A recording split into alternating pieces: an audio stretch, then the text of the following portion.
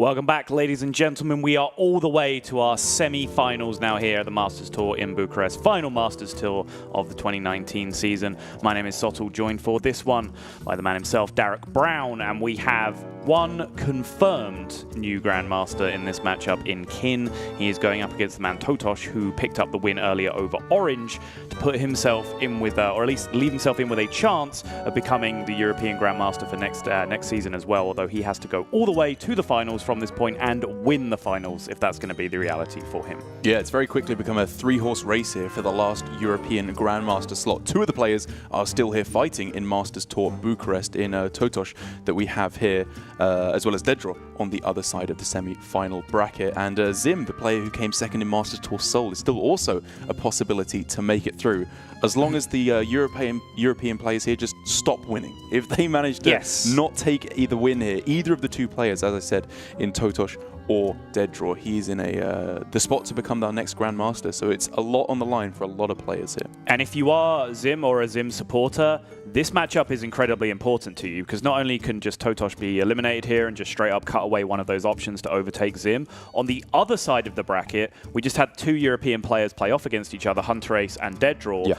Both of those players, whoever won, were going to go into their series against Eddie incredibly unfavored. Right. So right now, totosh is a much bigger threat to Zim's Grandmaster's position than anyone on the other side of the bracket. So this is a really big focal point, I feel, for who is going to be the European Grandmaster in Season 3.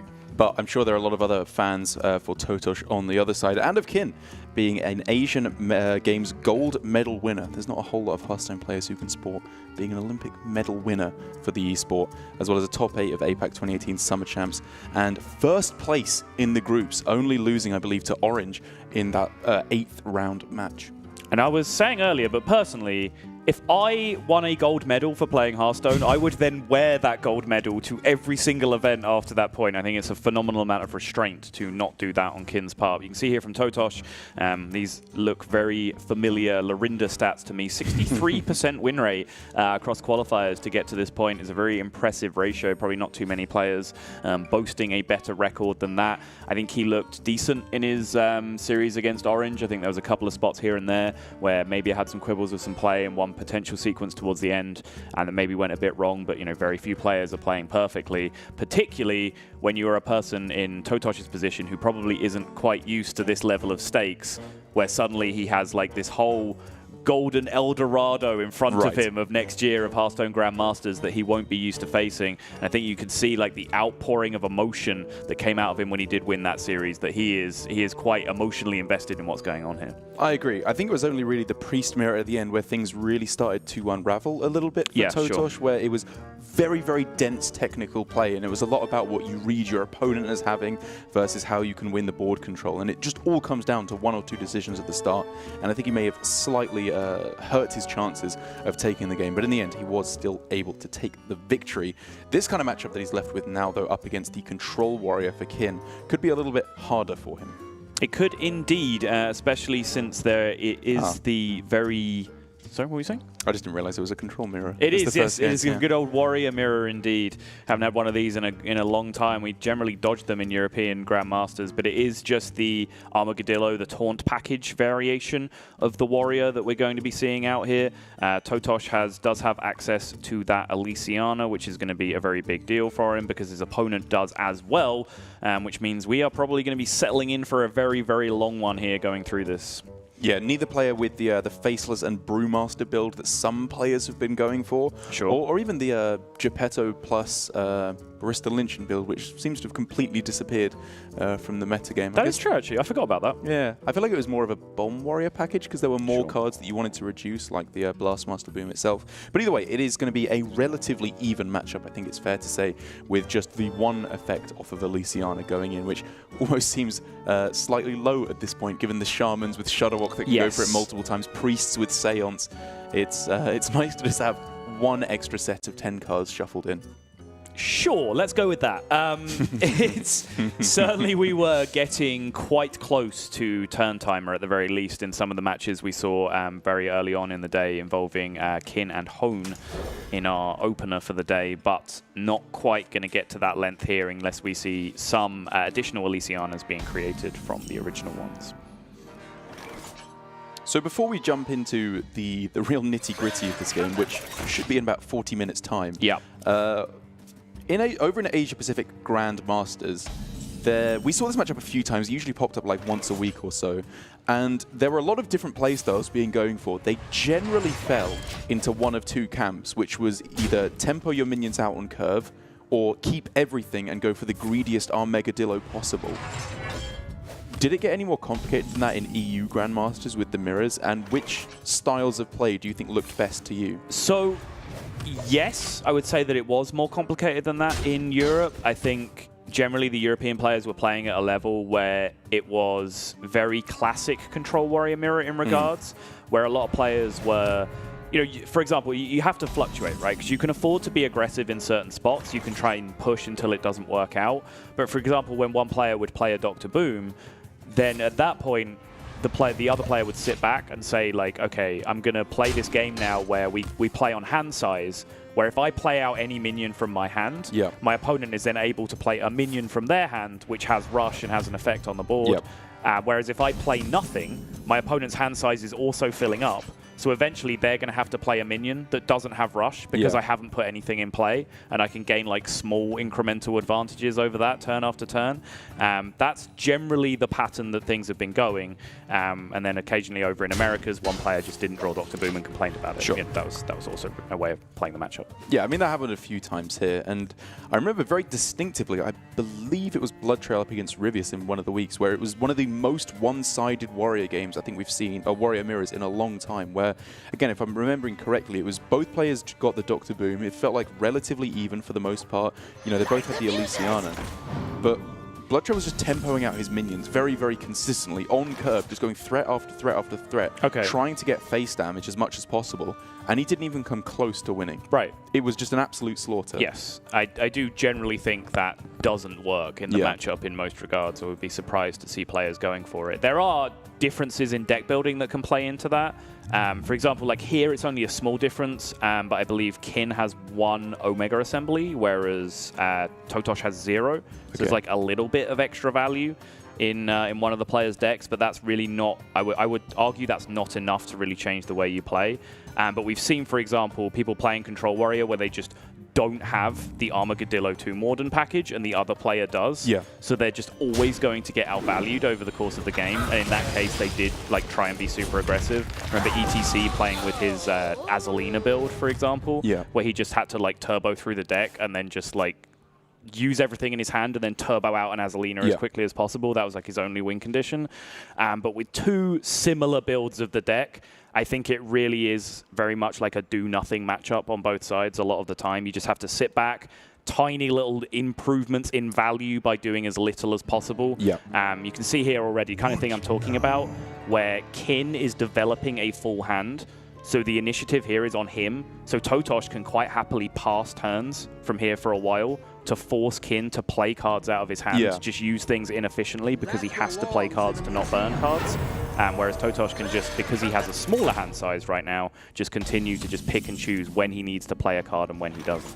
It gets a little bit more interesting, I think, when you factor in that you maybe don't have perfect removal. Like, for example, there, we saw a trade of the Eternium Rover and an Execute on a 3/4 Dynamatic, which is far from a high-value removal minion. But I think it becomes pretty clear very quickly that if your opponent has something on board that can attack face for multiple turns, that small advantage can be the incremental value you need to swing things back. So even though I think developing tempo onto the board isn't necessarily something you want to go for in the early game, removing stuff from your opponent as consistently as possible absolutely is. Yes, completely agree with that. It's something that Admirable was constantly beating the drum about in European Grandmasters, like, and correctly so, is that, you know, a lot of players in these situations, in these Control Warrior mirrors particularly, a lot of the very best players would just find positions where they could just push a little bit of damage or reduce a little bit of damage, because damage really does come into play when you get into the later turns.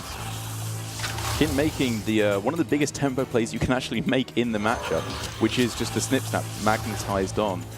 He was, of course, like you said, getting close to the filled up hand size here.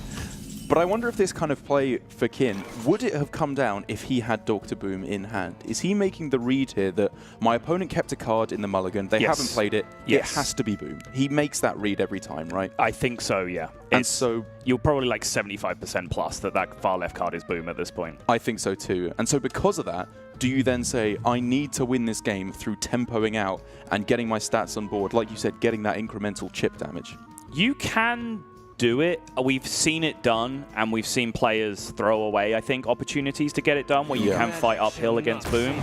But there's probably like a 5 or 6 turn gap that you have to find your Boom in afterwards to catch up. So obviously, when you have 19 cards left in your deck at that point from Kin, you're only about a third to be able to pick that up if your opponent plays Boom on curve. In that 6 turn gap that I'm talking about. So you do definitely need to build some kind of contingency plan. So Kin just choosing to be a little bit aggressive with tempo. I think that turn had a lot of things going for him. He doesn't want to be just sitting around on a full hand. He does recognize that he needs to get some tempo going here and there. Even played around the Spellbreaker a little bit by just only magnetizing the one Snip Snap and leaving the other one just solo. So it was a pretty solid turn. I like it. And I think as well, if you're going to go for, if you're in the game plan when your opponent has Boom and you don't, and therefore you need to play a little bit more aggressively, you want to do it when you know they have Boom, but before they have the advantage of Boom, because they haven't actually played it yet. Because if you wait for them to play it, you never stick anything anyway, because they always rush it down. So I think I'm fine with this play from Kin to just get that little bit of damage through. Kin is very much continuing with that plan as well. Dynamatic coming down just to push more damage. Totosh does not take even a moment to consider this turn. Turn 9, roll the Blast Shield, easy peasy. Oh, it is nice seeing Boom coming down on curve and agreeing. You were still in 7 mana Boom turns as well, right? Yeah, I know, it's very different.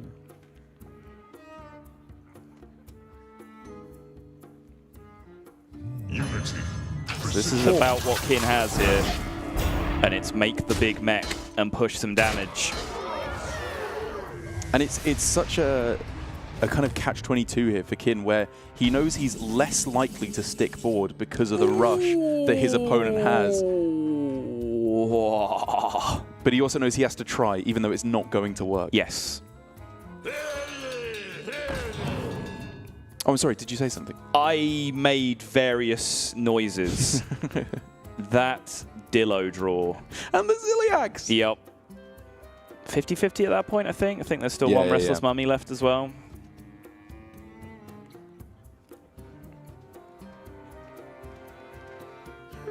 Okay, it's not great on this board, so therefore, do you ever prioritize going for a Brawl on this turn? Because Ziliax Shield Slam instead? Not one of the best resources. Okay. This is what immediately appealed to me. Because I feel like I was, saying okay, Kin is making the big mech. It's about all he has to do here. I'm kind of serious about that. When you are fighting this uphill battle, the one big mech plan is about all you have. Just make a huge idiot and try and hit your opponent with it 3 or 4 times. Agreed. So I think shutting that down first and then just saying, all right, I don't need a buffed Ziliax. These 2 buffed Tomb Wardens will just have to do, I suppose. And I guess going for a Brawl there was a 2 out of 3 to be in a very good spot, but you're probably in a very good spot more than 2 out of 3 times anyway with this line, because you have such a strong hand and the Dr. Boom.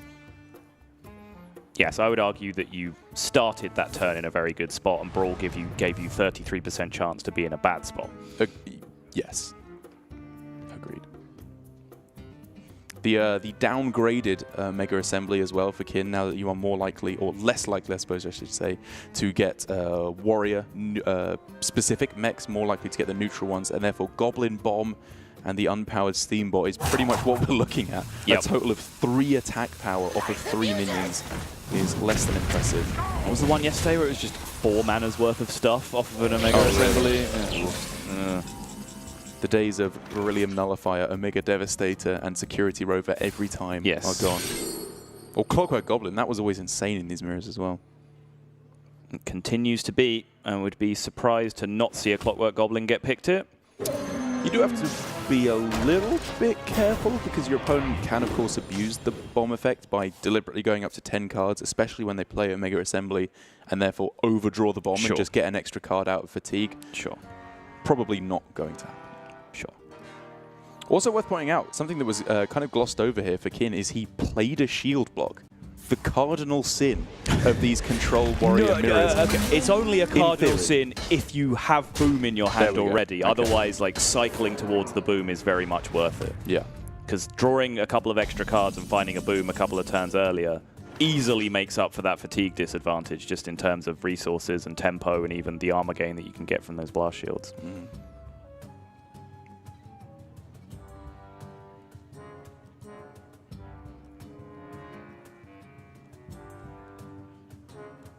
This would be a good time for a master. And we did, of course, also see totosh draw a card off the Town Crier, which was kind of interesting in its own right. Sure. He was facing down a very big threat from Kin, and it gave him a very strong answer, no matter what the outcome of it was. Yeah.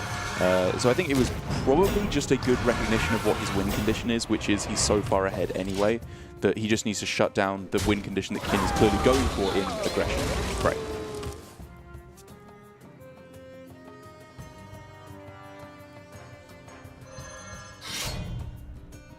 Despite two weapons projects, I believe, being both players' deck, not available to come down now for totosh to clear off the Super Collider. So it is going to be doing a bit of damage for a while.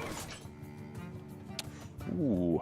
He gets the other weapon destruction effect in Harrison Jones, but part of the effect you definitely don't want. In drawing two cards here, I get the feeling that if you go for drawing two cards and your opponent finds Boom as the next card, you're probably behind at that point. Yes, I would agree with that. I think two more cards is probably too many to draw here. Mm-hmm. Particularly when you have the comfortable position of just being able to sit back and allow Dr. Boom to carry you here. Yep. Having just checked, totosh does not play the Super Collider in his version of the deck. Okay. Okay, then. At the same time, you don't really want to play anything proactive here, but totosh should... Oh, he's actually going to do it. Okay. I was going to say, totosh should just be able to feel fairly comfortable doing absolutely nothing here. Agreed. Absolutely agreed. Even if you just treat Tomb Warden as a removal spell, it's very strong as that. Yeah.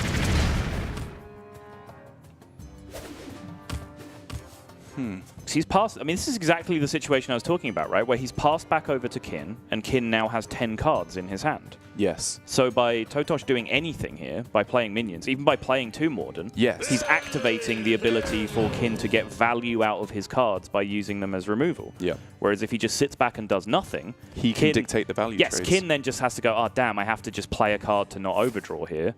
And then totosh has all the initiative to say, okay, my opponent played X card. I will choose to respond to it with Y minion of my own. Yeah. I don't like him assuming the proactive position here. Yeah, I think if he hadn't seen any big threats come down from Kin, he could start to get a little bit scared, justifiably, saying, okay, maybe my removal doesn't stack up. It just takes that one big mech for everything to spiral out of control.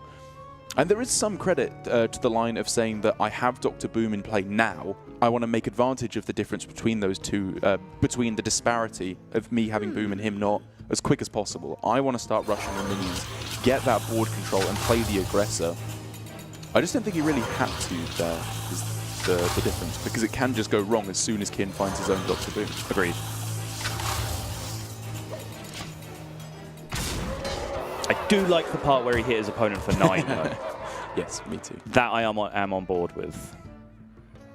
It's generally what you're saving Snip Snap for in this matchup. It's generally what you're saving Ziliax for in this matchup, is just to suit up one of your mechs and push for even more damage. Yeah. Sometimes Snip Snap is just 12 points of removal as a rush minion with Dr. Boom, but yeah, if you're in a comfortable spot, you can just go ahead and jam away. Size through a lot of the armor, which is nice. Just the fact that the attack cuts away the shield slam out from the opponent as well is really nice here.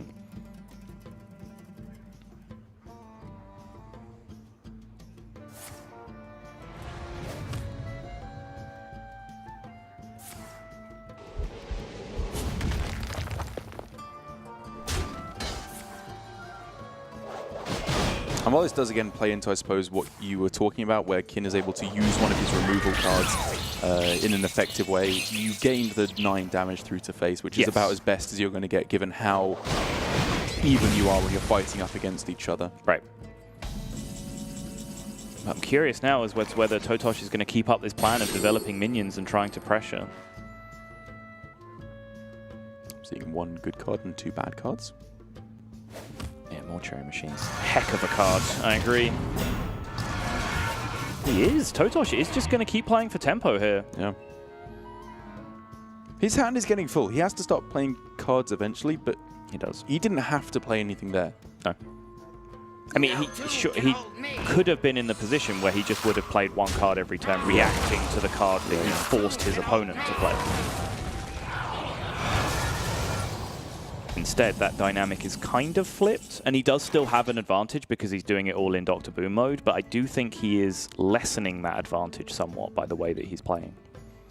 But if you look at the way the actual card draw is shaken out this game, Kin has drawn 1 more card than totosh because he's a card. He's ahead because he's on the coin and therefore drew 1 less card, but one of his cards is a bomb. Yes. So he will be taking fatigue first in this instance.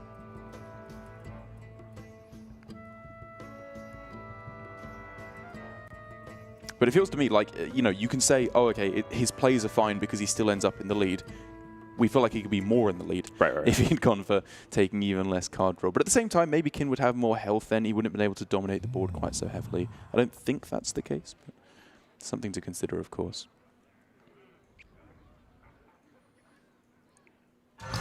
You can see like the difference. I do feel like Kin is like much more afraid of just playing a minion as a minion. You saw like how unconvinced he was about just dropping Tomb Warden there.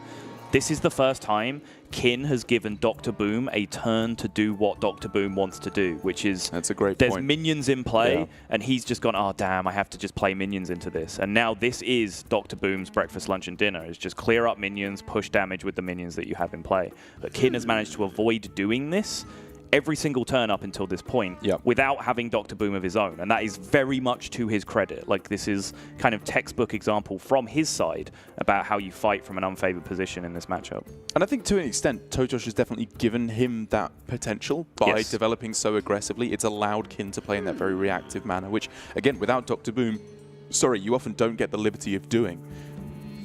No tomb can hold me. Tomb can hold me.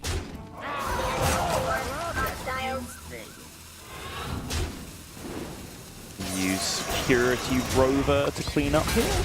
Yeah. Sends the Restless Mummy into 1 of each instead of both at the same time because, yes. Because reasons, yeah. Yes. Why not?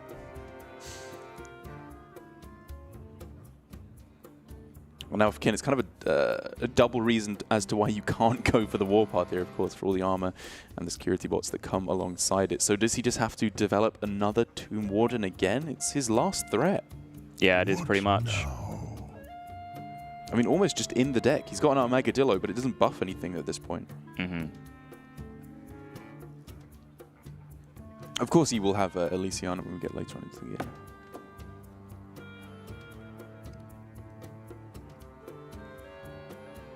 Certainly not seeing the line this turn that isn't just dropping another Tomb Warden, but I really don't want to, Darren. You can't make me.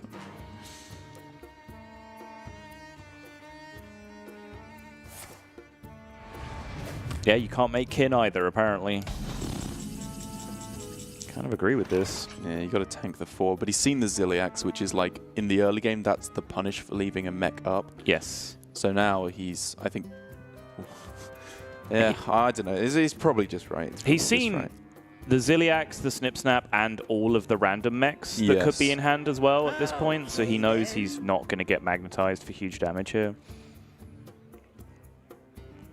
The weird thing is as well, the longer the game goes on, the more likely it is that a Hecklebot is generated for Tosh, which would almost certainly pull the Elise. Yeah, that's very fair. We've seen it multiple times in GM, as crazy as it sounds. He's suiting up. Oh, there we go. Finally gets himself over the line. Quite a few turns too late, but I do want to say we have seen many, many times, at least in the games I've casted, where this is still recoverable from this position for Kin. Absolutely is. I think he has honestly navigated this mid game better than totosh has, and that's a reason why he's in this position now. Where even with, I mean, I said 6 turns, and that must have been what, 10-ish? Yes. Gap between Dr. Booms. totosh has really not opened up a massively significant advantage between the two hand qualities.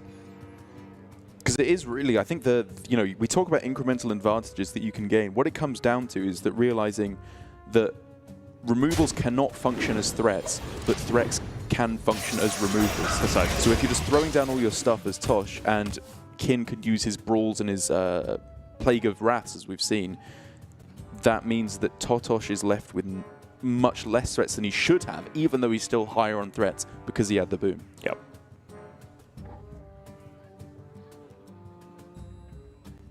And now suddenly that Tomb Warden got infinitely better in Kin's hands because he is able to use it as a removal tool of his own. It still really wants to be safe for the Armadillo. It does. I definitely agree. Just rush these 0 attack minions real quick.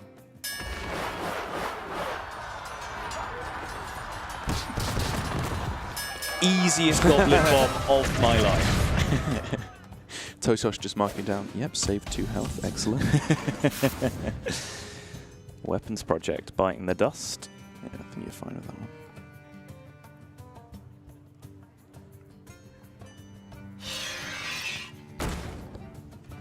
And now the real downside of Totosh's play coming into effect here, where he is left even on card draw or cards remaining in deck ever so slightly in the lead because of the bomb that's remaining in Kin's deck. But I think he should just be in a fantastic position here after Kin was forced to draw through his deck to find the Doctor Who. Yeah.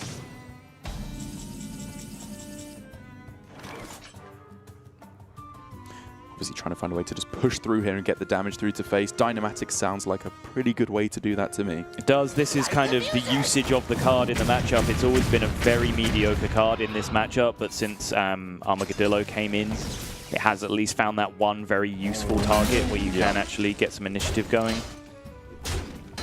You probably weren't supposed to rush it in and hero power the face, but I was considering it. Just more damage. It does do more damage. You are not wrong, and that is relevant. But this whole board is just an absolute nightmare to deal with. Yep. God, mech discovers are just so miserable now. So bad. Like, oh what happened? My god. It's such a crippling nerf to what Warrior was trying to do. Yeah. Like, do you remember all the Warrior discovers were good? Even an Eternium Rover is often just fantastic in this matchup. And Beryllium Nullifier was that absolute nuts. Yep. Now you just get a steaming pile of absolutely everything. It's like, oh, Coppertail Imposter. Fantastic. Did someone say 4 to face by not rushing with my minion that has rush? If only I could magnetize a Beryllium Nullifier on this after it had stealth. Oh, wait. It's Wolverine lying in bed, picture of a Beryllium Nullifier. This would be a good time for a master plan. Now I'm speaking Derek's language. I'm on board. Whereas now, you are more likely to find Ziliax, so not a strict nerf. You are also more likely to discover Mechathune, but we're not going to talk about that because we are intelligent people. It actually happened in EU though. Casey was like through! Casey Giga through! Yeah. Come on. It was like one turn away from happening in APAC as well. Oh, it was really? so close. Yeah, literally so close. He even got the outcome of going like, I think he went Zap Cannon, Hero Power, Tank Up, Zap Cannon, Tank Up, Zap Cannon. It was like the perfect sequence of Hero Powers to have a chance. Can't even remember who it was actually. I think it might have been Johnson. I'm almost out of cards.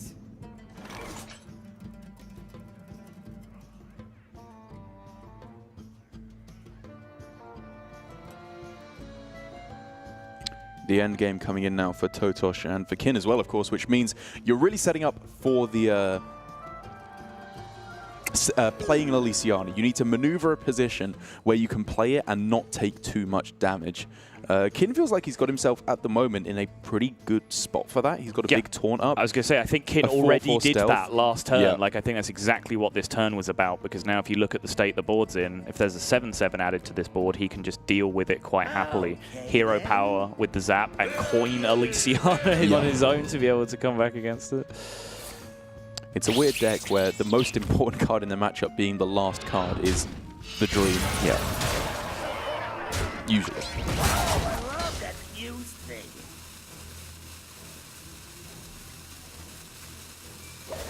So totosh here instead, having to divert.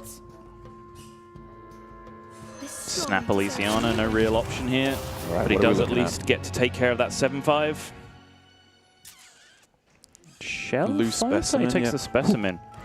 N'Zoth? Snip Snaps? Does... Oh yeah, does, and he played 2 separate ones? Right. No, he only played 1. The other one was magnetized. That doesn't work, right? Okay, yeah. Hecklebot's insane. Tomb Warden's insane, though.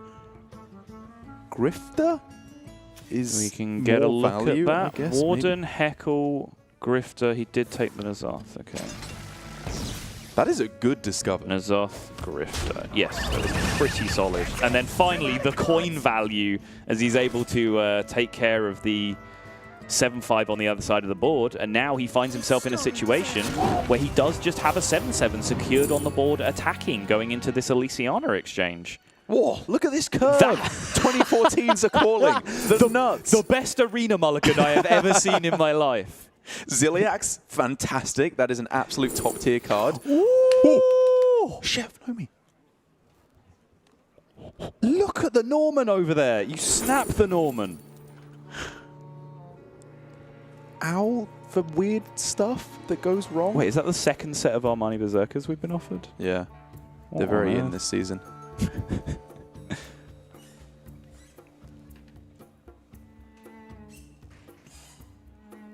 This would be a good time for a mist. Oh, I love that fuse thing.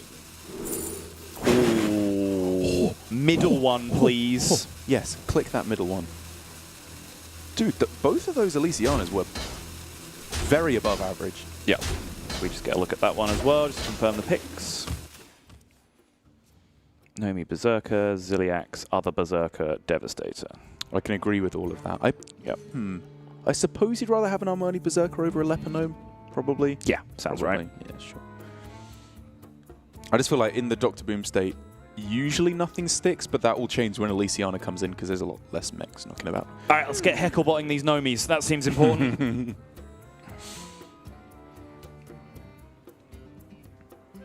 Of course, wondering how best to manipulate this board so that your Elysiana can attack face, theirs can't. Plague of Wrath sounds like a fantastic way to do that to me. Certainly does. And jokes aside, I think Kin worked hard to secure this advantage of having his War Golem in play and attacking, so he should continue to rely on that here. I agree completely. He could have attacked the 1-1 into the 1-2, but I guess if your weapon's projecting, it doesn't make any difference. I love that fuse thing. Oh, it's actually better to just clear It's off going to all kill the mechs. Yeah, Yep. I'm on board. Actually relevant when totosh has a deck full of Ziliaxes. That's small, but actually just a lot better. Ooh, you don't want the Norman to be the first draw. Do you draw now? Now that you have Nomi, do you... Oh, now I'm excited. Yeah, okay. Right. Right. Because Excellent question. It's kind of good. You've seen a brawl and 2 plagues from your opponent, right? Yes. Oh, You can... They have... Okay, so they have no idea you have a Nomi, but alarm bells start ringing. As soon as you start drawing, what could you possibly have that makes that correct? Yeah. More Elysianas, Yeah. Nomi, Yeah. and like maybe Conjured Mirage, but basically nothing else. Mechathune? Yeah, Baleful Banker. Mechathune is a good point. Mechathune is actually a good point. You probably just don't, and then as soon as you see Hecklebot, maybe you do. Then you panic? Yeah. Yeah. Because the thing is, it's not like you're trying to play your threats before they draw their removal. They have all the removal. Yes. It's unlikely that they get Brawl or Plague of Wrath specifically. Yes. Or Deathwing or whatever. So I think I like, obviously, just on this turn going for the removal, and then probably you don't go for the draw quite yet as totosh. Agreed. Maybe when you see this, though, you consider it, depending on what it pulls, of course. This is scary because you generally would expect your opponent to pick some big things off the Elysiana. He doesn't really have a good way in hand to kill a big thing right now. He gets overdrawn as well. Baleful Banker is the absolute dream, but who do you give it to? Oh. Like, what is even the best choice? Do you just pick the best one, or do you just pick 2 neutral ones because you're winning? I would, yeah, exactly. My instinct is not to select Baleful Banker there because I feel like with these Hecklebots that I've got, on average, I'm in an advantage. Yeah, and Kin agrees. I think that's a great point, yeah. I don't want to give my opponent the opportunity to just spike a high roll to get them out of the situation that I think Kin will feel he's pretty comfortable right now. Huge overdraw here for totosh, depending on what he hits. That's okay. That's like middle. It's not Nomi. There's a lot of good stuff in there, right? Yeah. Like, totosh would have loved to have seen one of the 4 berserkers get burned, Amani or Temple. Any of the other stuff, I think, is a pretty good burn there for Kin.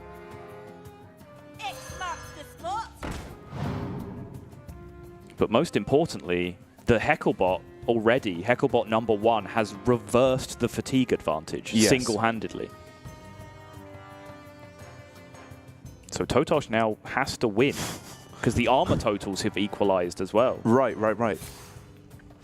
He's not winning in fatigue anymore, but his hand is so much more chock full of stuff. But at the same time, it's mostly removal, so Kin can just kind of do nothing and win. Which is what we were largely advising totosh to do for much of this series. Or much of this game, sorry. Good point.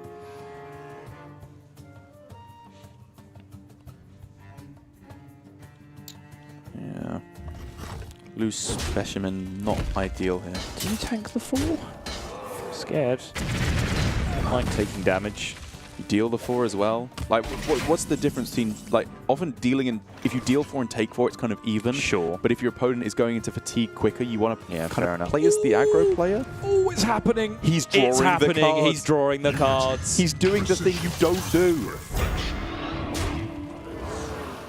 Job's done.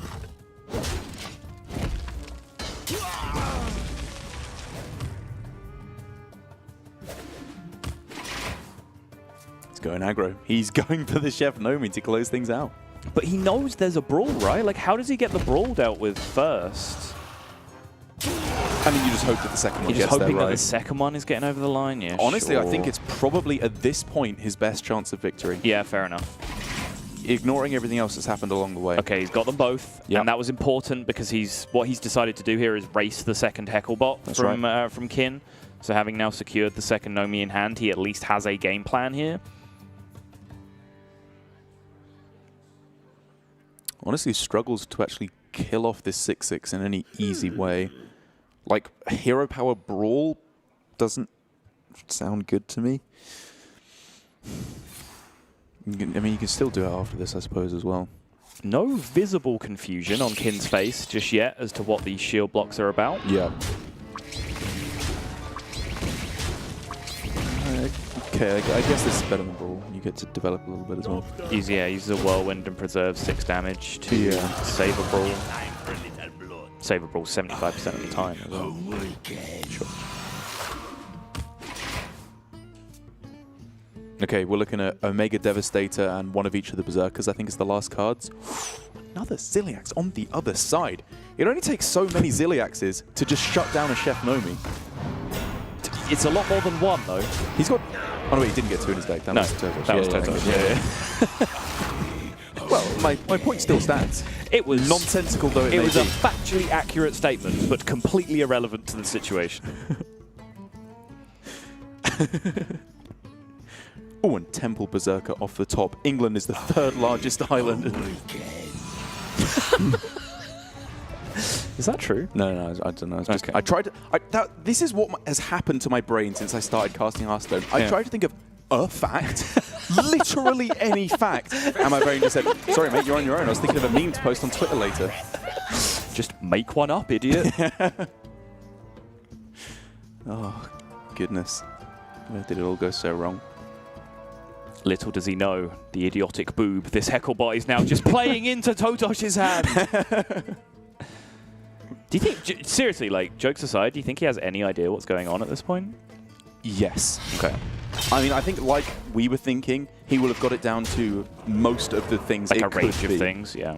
He's thinking probably not Mechathune, or I would have seen a Brawl already at this point in multiple opportunities where it's good.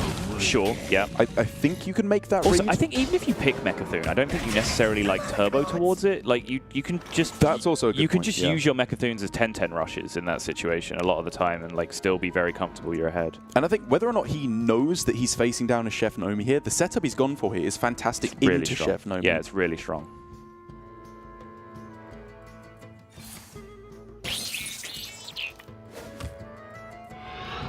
Does he want to play it on this turn? I was looking pretty heavily at Warpath on this turn. Is what you see from your opponent ever better than this in one turn of development? I think totosh says that these minions don't matter and that Kin just has to brawl this board anyway, so I'm going to make him brawl his own stuff as well. Yeah.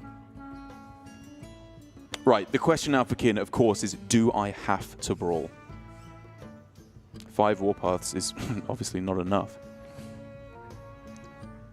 Is just Ziliax on this turn. He's not damaged, so he's not getting much value out of that. He's probably thinking brawl for the first one and then follow up with some kind of Ziliax play for the second one. Worth keeping in mind that the Snip Snaps from the N'Zoth have Rush as well when they come back, so that is a removal point that he can utilize at some point. But we think it's only one, right, that he gets back. I expect that's how it would work, yeah, because he magnetized one and then just played one as a Snip Snap. So I'd expect that only one Death Rattle goes into the pool. Pretty sure. I'm just wondering if we missed any mechs that he's played at. Oh, he gets a Goblin Bomb back as well. What? Oh, yeah. So I thought you were talking about Clockwork Goblin. I was like, that's on the other side as well. Yeah, you are right. You are absolutely right. So yeah, he also gets a 0 attack rush minion as well that he can use as removal. That's super helpful. So we're looking at 36 damage on board. He could go for 5 Warpaths to connect every point to face. But if that happens, Kin can then use his Warpath as removal for Nomi number 1 and Brawl for his removal for Nomi number 2. Right, so that's out. Yes. So then the follow-up could be double trade. Sure, okay.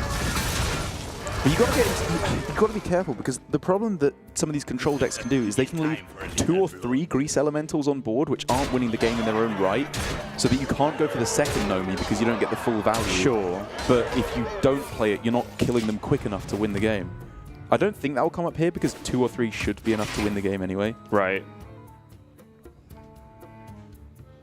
I don't think Kin has an answer to these Nomis. Oh. Dude, this is such a close game. And I think, in all honesty, if totosh does end up winning this game, it's fair to say he was bailed out of a pretty bad situation that we feel like he dug for himself.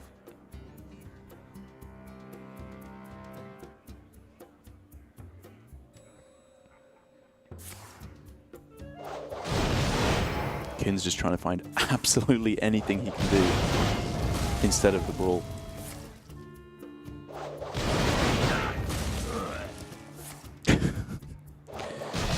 Sure. 18, 20,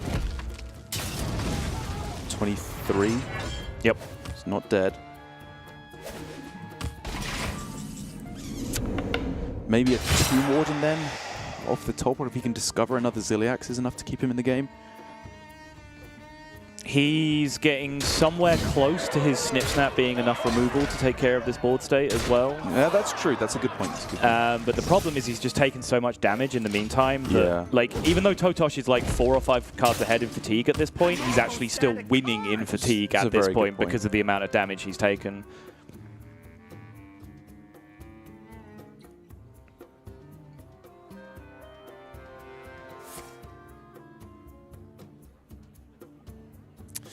Piloted Reaper doesn't even summon anything from the hand to rush out. Nope.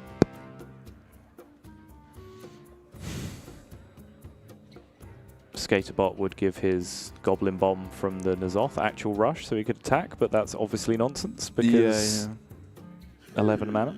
Like, if you can go Piloted Reaper this turn to obviously set up for N'Zoth next turn, that's a possibility, but he's just dead if he does that. Right. So he just has to win a brawl here. Yep, it's his only chance. Even then, Nomi number 2 comes down.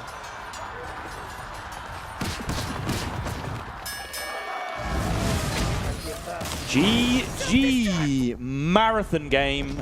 Do have some questions about the mid-game strategies there from totosh, but unfortunately sometimes those do come down to Elysianas, and that Nomi really did put him in an overwhelmingly favored position. To his credit, though, I think once he got critical information, Hecklebot on the other side. Yep. He reacted to that very sensibly, which is, okay, now I just have to turbo draw. Like, this second Hecklebot is now a huge problem. I'm losing fatigue. I can't just sit around and do nothing. If I lose this second Nomi, I lose to his Brawl, the one Brawl that he has in hand. Yep. So I have to just start turbo drawing to that Nomi now. So I think his late game was played very well, but just maybe he could have been in an even stronger position if he'd played a bit differently in the mid game. I agree. I think the technical play from both players reacting to specific this game scenarios were all very strong. Like we said, setting up a strong board for the Chef Nomi to try and not have to use a Brawl to take one of them out. Actually, just we think making the read that Chef Nomi was a possibility at that point. We don't know if that's true or not. Yeah, sure. But we have the, I think, the respect for him to believe he is able to make that read. And then, like you said, the very strong play at the end. It is just the macro game thinking could use a little bit of a tweak. So that is Control Warrior over the line for totosh. He now has Combo Priest and his Token Shaman available, having had his Aggro Rogue banned, whereas there's still a lot of kind of fairly slow, clunky, mid-rangey stuff over on Kin's side. He still has his Control Warrior, his other two decks available being Quest Shaman and the Highlander Hunter. So, I mean, it's going to be a similar pattern throughout the series. Is there necessarily a deck on totosh's side that he's going to struggle to get over the line in this series? Token Shaman and Combo Priest left remaining? It says here that the Shaman was banned on his side, not the Rogue. I'm not sure which one is I will check then. on the Battlefight. Battlefight definitely says that Rogue is banned. Right, okay. Because I was going to say the Rogue feels like it could be in a pretty good spot, I was going to say, against Kin's lineup, so it makes sense to ban it away, because I think against the Shaman and the Hunter, it's a very, very strong deck. The Priest, on the other hand, which is the Combo Priest, has felt surprisingly weak to me in quite a few scenarios, against quite a few lineups, which is, to an extent, not surprising. Players are going to try and counteract it and have decks that are strong against it.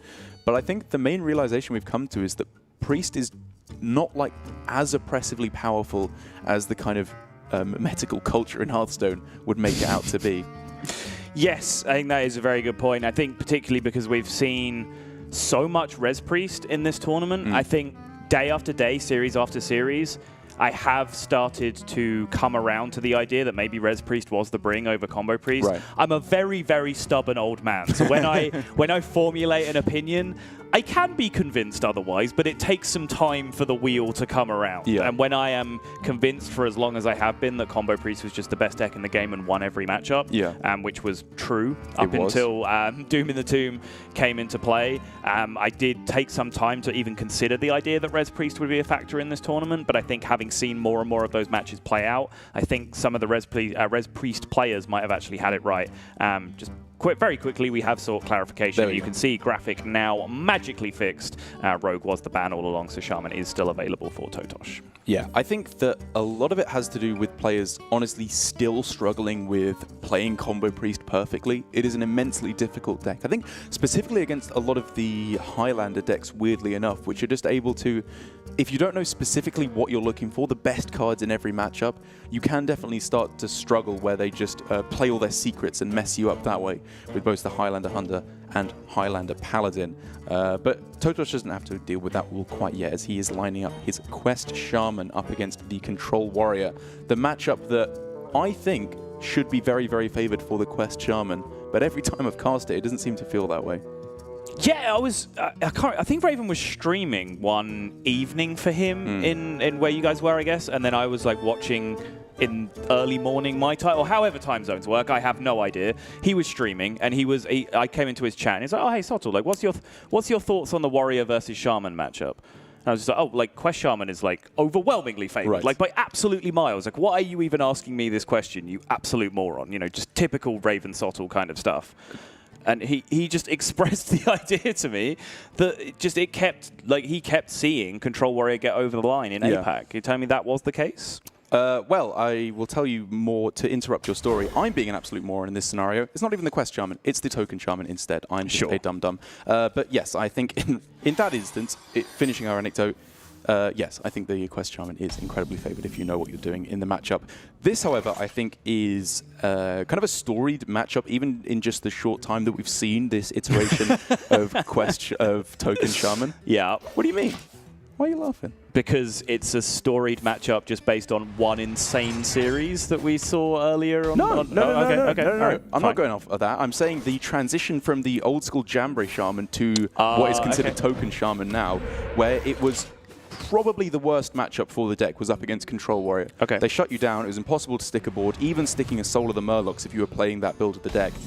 They had the Warpath to get rid of it, and you just ran out of stuff. Jamboree was not playing the Spirit of the Frog in that version, which makes a big difference in being able to draw all the bad cards out of your deck and find the meat thereafter.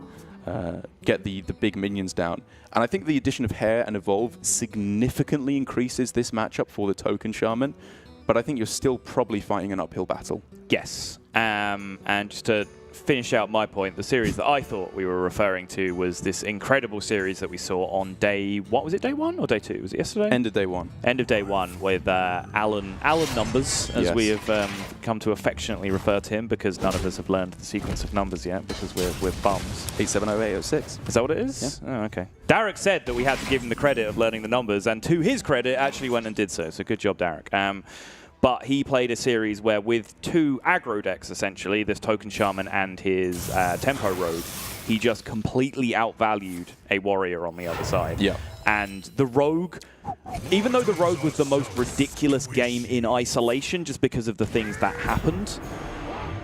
Sorry, carry on. Speaking of ridiculous things that happened, turn 4 Alakir, by the way. Yeah. The Shaman one was the most impressive one to me because that is I'd never considered that. I have seen and executed myself the plan where Rogue outvalues Warrior. That is very doable. Alan just did it in a very comical way that was incredibly impressive to watch.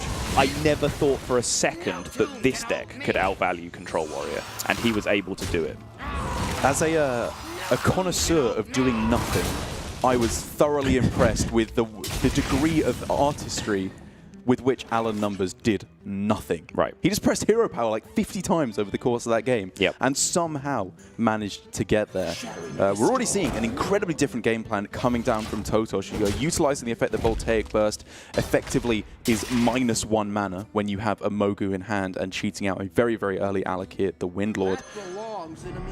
Honestly, I'm not certain that I like this play because it is so weak 9 times out of 10 to specifically shield slam. You make a big minion on the 8-drop, they just shield slam it away and you're left with nothing with the game plan then.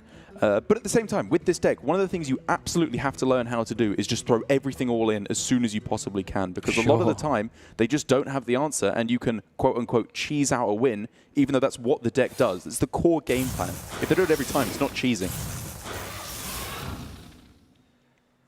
It does feel like totosh is just going to throw all in here and see how it works out. Yep. I don't really see any other reason this play would be happening if he wasn't going to. And I don't really see how his hand plays if he doesn't all in here. I agree. I think if he was going to go for the slow roll Alan style, then he needed to start doing that some time ago. Yep. Expect to see all 4 of these 1/1s being traded off here. Reduces exposure to brawl significantly. Fair enough. He's actually in a decent position. Second weapons project plus the shield slam, or well, plus actually double shield slam, will be the perfect answer for Kin. And I mean, his hand is just beautiful here. It is exactly what he needed for every situation against totosh here. Yep. And look at the curve from here. Like, does it get any better than this? Oh my god. 2 Morden into Dr. Boom. It was the dream. This hand was the absolute dream. Yeah, he had the answer to the 8-drop. Okay, that's the draw. This is how we have a chance as totosh. Go on. What's the draw? Lots of cards. Well, I mean, but what's the draw chain that just actually makes him a board out of nowhere? Oh, okay, good point, good point. So you go Spirit of the Frog, Hero Power, probably mutate the totem instead of the frog, because in this situation you do want to draw the 2-cost spell, which is Soul of the Murloc. Okay. But at the same time, upgrading into a 4-drop is so much better than going into a 2-drop. So do you ever go Hero Power, Spirit of the Frog, pass? You're very, very weak to Dynamatic then, but you need to start getting pretty lucky before anything's going to happen. You could hope you draw a good card to mutate. Right. Yeah. Because basically, I think his win condition now, yeah, it's absolutely filthy. His win condition now really is getting Hair off the top, mutating through to an evolve, and then having a big board then, like high rolling the 4-drops into a bunch of, I don't know, 7/7s or whatever, Pit Lord, whatever the best is at the moment. Now he just has to go totem mutate, right? Like the hand's not good enough to just draw one card off the frog. Exactly, the frog cannot die. You're going to have to answer that yourself, Framebot. Yeah, I have no idea what you're doing here, mate. You're on your own.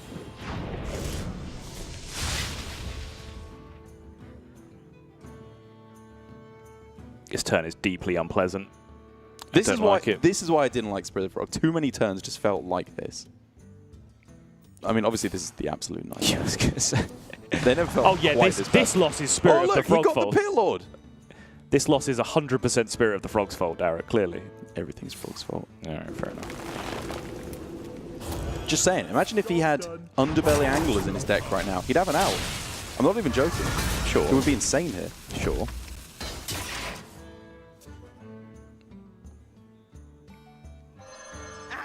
I don't know. I'm a simple man. What Jamboree tells me to do, I do. Play it in your deck. Yes, sir. Jamboree told you to jump off a cliff, would you? Probably. If it got me rank 1 legend. I'm just slowly becoming your dad as we speak. What's happening here? No, you're not. Okay, good. I didn't sign up for that level of responsibility. Neither did he. Plus, everyone knows, according to Twitch chat, that Larinder is just every caster's dad that he's casted with so far today. At times I've seen the joke, X has invited his dad to cast with him today. And yet somehow every time it's hilarious. It is. Every time we've read it out to each other and laughed hysterically. Oh, yes.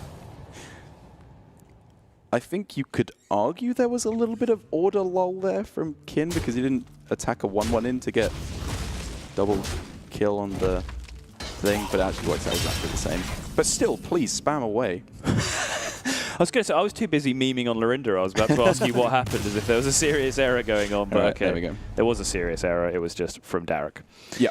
2 very, very different game plans that we've seen in this matchup in the last few days. One from Alan, which we lauded as being a very new style of play, very impressive style of play, but it doesn't necessarily mean it's always correct. There are real merits to Totosh's game plan there of just throwing everything on the board and saying this matchup kind of sucks anyway. The time when they are least likely to have the key piece of removal is the earliest possible opportunity to go all in. Yep. So I can't fault him for just trying to find the victory that way. Yeah, I think there were 2 positions in that game where I think you would have been very happy as the token shaman player.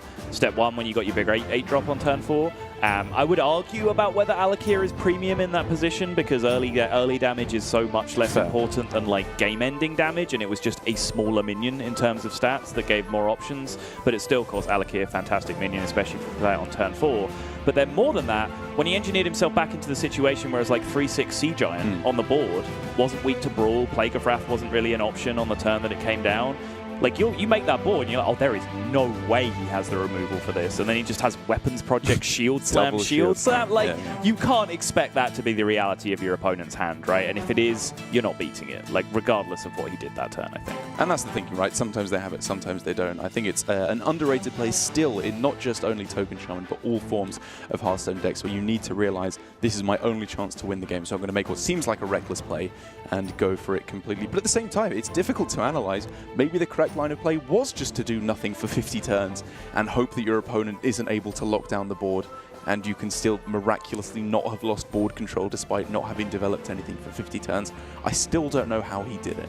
I don't either. I still want to just go back and just watch that game 100 times or play like 100 games of that matchup against Alan and just see if he can do that consistently. Because I did tweet about it, and Alan's only response to me was just XD, which isn't really the greatest explanation that I've ever seen. But regardless, we do have plenty more of this series available for you guys. We are 2 games in now, so we are going to take a very quick break. We'll be right back with you. Plenty more Hearthstone coming up.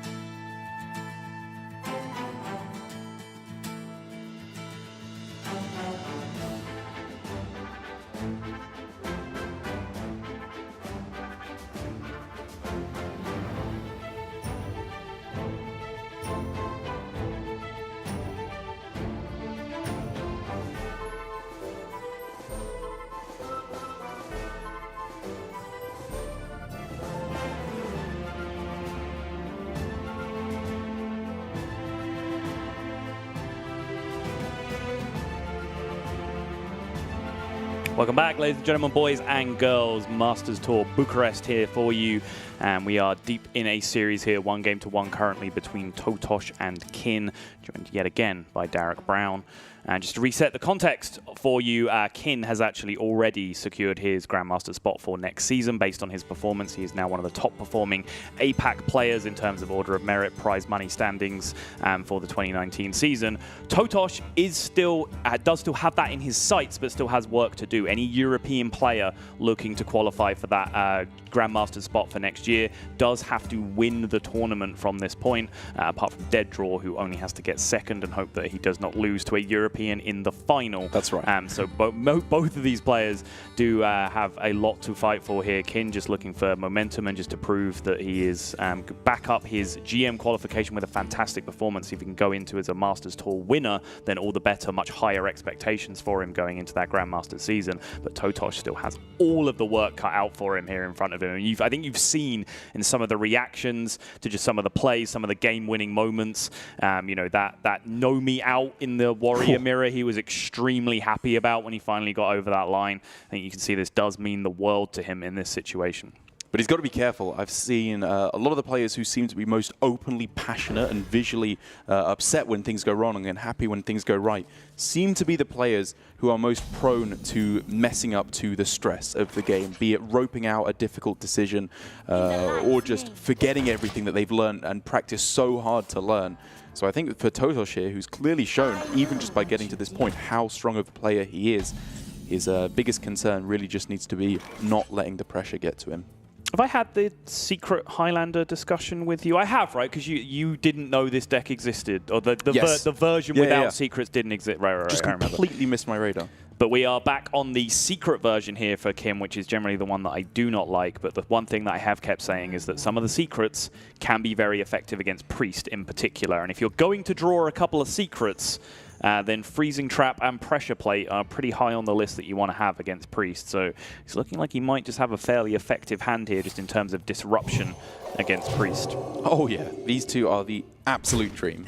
It's kind of weird how secrets work, because a lot of the time, even though these are the best ones, they're not necessarily the ones you want, because your opponent plays around the best ones anyway, so it's almost like you get the effect of them. But we're getting pretty deep there. For the main part, I think you are very much happy to see this hand for Kin. Even the kill command that's picked up there is honestly a pretty good card, just for 3 mana, 3 damage to shut down another Priest threat. Because as is always the case with Priest, if they don't find the Northshire Cleric, they're usually running out of cards very, very quickly. So it only takes 2 or 3 removal pieces to shut them out very quickly. Yeah, remember, this is a lower value build of the deck from totosh as well. He is not playing extra arms. He is not playing one Samdi. Wow, interesting. In the place of those cards, he is playing Regenerate. He's playing a Regenerate and a second Silence. Yeah. Interesting. That's very similar to the list that Tom60229 was playing in APAC, where he played the Regenerate for like 6 weeks in a row, adamantly stuck by it, cutting the Bon Samdi, and I think he cut something else for the extra Silence he was also playing, but very, very similar lists. And, I mean, hey, it worked out great for him. He's headed to BlizzCon. It certainly is. So now we've ruled out, okay, no snipe. I'm feeling good about that. It's interesting as to how you play around Explosive Trap here, because obviously you don't have to attack face, but you could make the argument that if you play the Cleric and then go face, you can still heal something, even if it's Explosive Trap. But I think I agree. You just want to hold back here for the moment. And the main thing is, of course, this plays around all the really devastating ones. Freezing, Pressure Plate, Rat Trap. Cleric must die. Is it as simple as that this turn? I think so. I wonder. Ooh. Oh, okay. There's nothing damaged on the board. Cleric does not have to die when there's nothing damaged on the board. Okay. Snipe, I think, becomes a lot less tempting, because your opponent, what are they going to play on turn 4? They're not going to play Psychopomp because nothing's died, so and it's not even good against that. An injured minion that they can heal? Yeah. That's why Snipe was potentially quite attractive to me, personally. Because it's exactly Tolvir, then. They have to have exactly Tolvir, which they've repped that they don't have in hand, I think, because they didn't play it on 2. They did inner fire a secret keeper onto. That's fair. Is that better than Tolvir? Probably not. No, you would still jam Tolvir into that board because even if the he inner fires because he's scared of the secret buffing the secret keeper, right? And you just play the Tolvir as a 2/3, and then the secret being played doesn't matter. I think you're right. You'd absolutely play the Tolvir there. But then, of course, it changes again because it's not just about is snipe good here. Like obviously, you would like to have a snipe in players. Is it better than the freezing trap? Right. Totosh is already not attacking clearly with his minions, so you could make the argument that you've already got that covered, so you can just play another secret. Sure. That was a very tough choice there. Very, very tough. Whoa. And it could start to go very wrong now.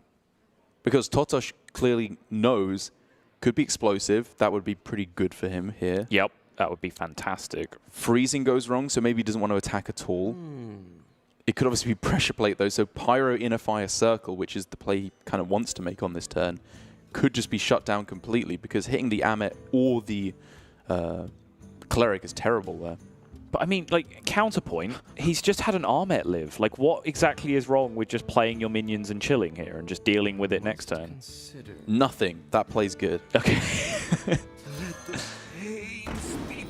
feel like 1/7 Acolyte, 2/7, 3/7 Pyro, and just forget about all this stuff, deal with it next turn. Do we need to attack that? Freezes the North. Yeah, I'm trying to work out the logic behind that. So if he attacks and it's something like Rat and Explosive, he has a bunch of injured minions, and then he can just circle to heal it all up and draws a million card, like actually a freaking million card. Yeah, I guess that's fair enough. It's a reasonable attack. The upside is very, very high. And the order was actually correct in this instance if it was explosive, because the health will be set to 5 anyway. And yes. Yeah. He just wants the minions injured to be able to cast Circle of Healing anyway. That's right, yeah. So it is still, of course, that pesky pressure play, which he is not certain is still in play. It could, of course, be Snakes or Rat Trap. But it's probably at the forefront of his mind right now as he wants to start casting some spells. Yep. Start with Pyro into the 5/3, get some information on what the secret is, perhaps. Find out if it's Snake. I wouldn't have minded that. Really? And it looks like the Acolyte bit the dust as well. Does draw the card off it first, but I think the fact that it's lost its attack animation, yep, Acolyte gets eaten by the pressure play. I think that's okay. I think that's fine. You're still drawing all the cards, and at this point, it's really just about trying to keep drawing the cards so that at any point you can threaten it. Yeah. 4 more, sure, sign me up. Seems reasonable. Yeah.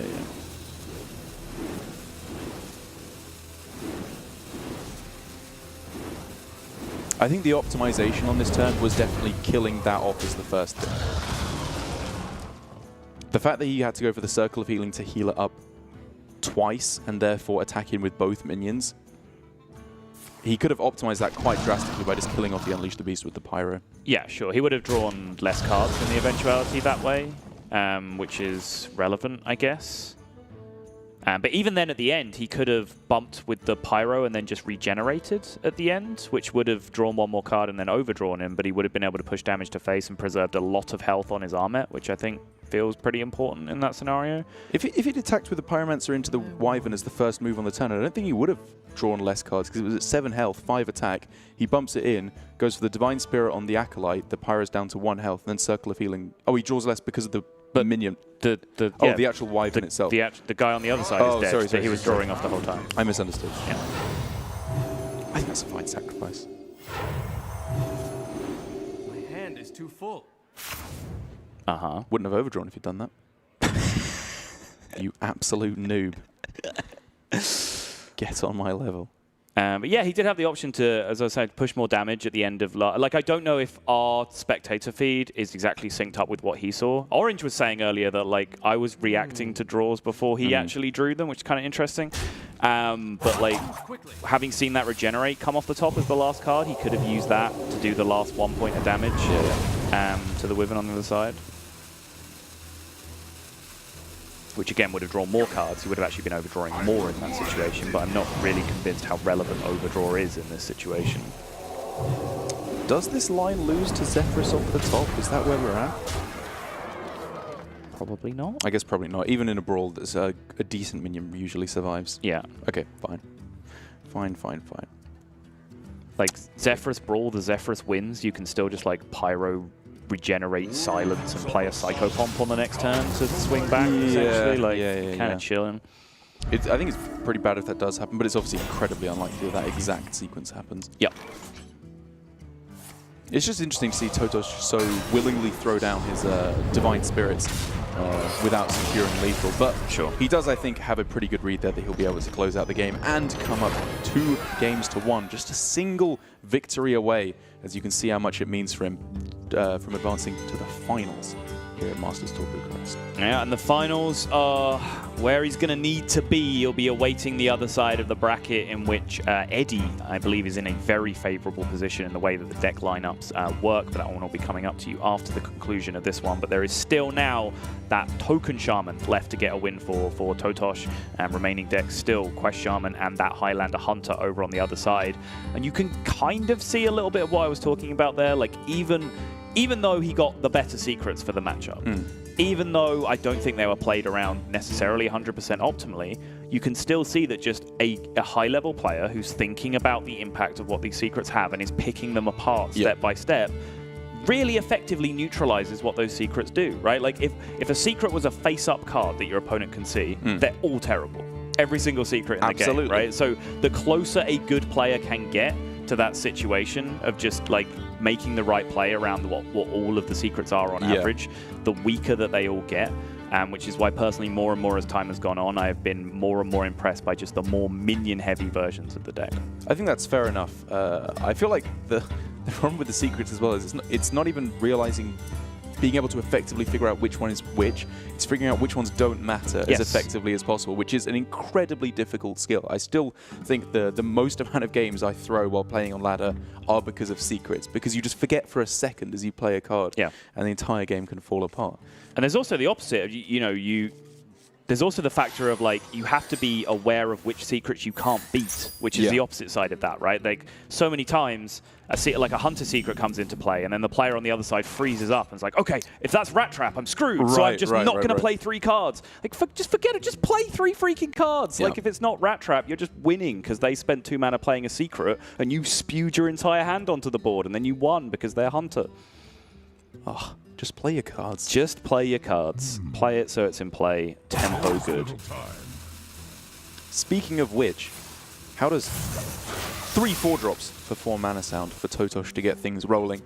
I fully agree with his mulligan. It's worth saying as well, getting rid of all of the cheap little spells that don't really get you too much value. As token shaman up against quest shaman, I want Mogu, Hare, Evolve, Sea Giant, Thunderhead. Nothing else. Did we like the Voltaic on turn 1? Is that the line in the Shaman mirror? It does curve very nicely into Desert Hare, Coin, Evolve, hopefully giving you a couple of extra 2-drops. So I can definitely understand what he's going for. Honestly, I think it's fine here. I think he has nothing that goes with it in the form of Mogu or Sea Giant. So just getting it down now to maybe get an extra 1 or 2 2-drops seems okay. So I think the logic is that you get to compete with Evil Totem that way, right? Good point. While you use your Overload on turn 1 instead of using it on turn 2. Because you might say, well, they have Rush. Like, if Evil Totem comes down, you can just play it on turn 2 and kill it anyway. But that way he's moved his Overload back a turn onto his turn 2 turn, so he still has Desert Hare Evolve available to him on turn 3. Gets more confusing now, of course, though, with Spirit O the Frog, because, first of all, you want to draw the coin. Who is now Irish for some reason. Yes, exactly.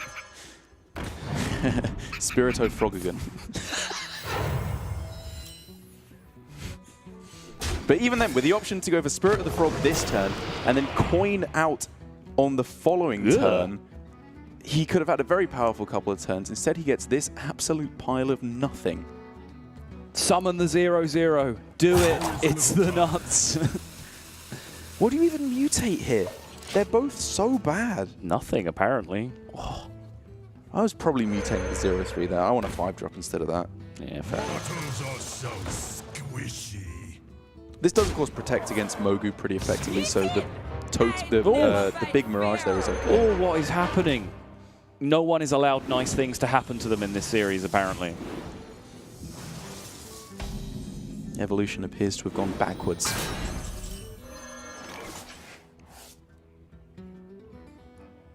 So totosh can just look forward to drawing that thing at some point on in the near future. I guess saving the mutate for this turn is good because it, of course, allows you to draw an extra card off Spirit of the Frog, which, if it's evolve, is insane. That's a very good point, yeah. But I still think I kind of like just going for the Frog on that one turn because as soon as you go all in, you want it to be unbeatable. You want them not to have any chance to pull back whatsoever. And the problem is, as soon as you go for a Hair plus Evolve, it's usually fine. Usually getting a few 3/3s, 4/4s or something like that. Mogas can fight back against that pretty effectively, though.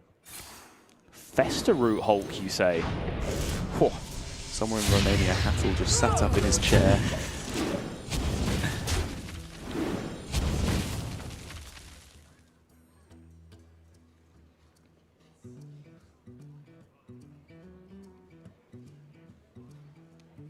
This does, of course, start playing pretty heavily into the mind control tech, of course, but I think after the last turn, you can make a fairly good read that he's not looking at. Sure. Slow quest game from Kin. He is only on the 3 out of 6 so far, so totosh does have some time here before things start getting very bad for him. Doesn't that mean that totosh, at the end of this, drew 2 cards off of the Spirit of the Frog, which is fine, but he doesn't get to end up evolving it, which is always the end game plan for Frog. You want a 4-drop out of this every single time you're playing it. Yeah. And so, again, I think if I was there on that turn 3, I would rely on the fact that until you go wide on the board, your opponent struggles to go wide on the board because they have the Mogus, which is their main way of developing onto the board. Just saying, you wanted to take turn 3 off and just play the Frog, and then just use, like, draw with the coin off the Frog, draw with the mutate off the Frog, etc. Yes. Find the evolve at the end with the Desert Hare all in one go. The main reason isn't even the card draw, it's the extra 4-drop that you get afterwards. Sure. Right. I got you. The downside is, of course, if your opponent goes for Hair Evolve first, they can then start to go, you know, value trades on your ones, evolve again, perhaps, but it's a very close decision.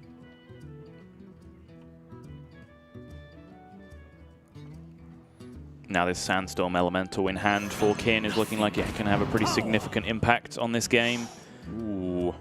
totosh has the double Soul of the Murloc hand.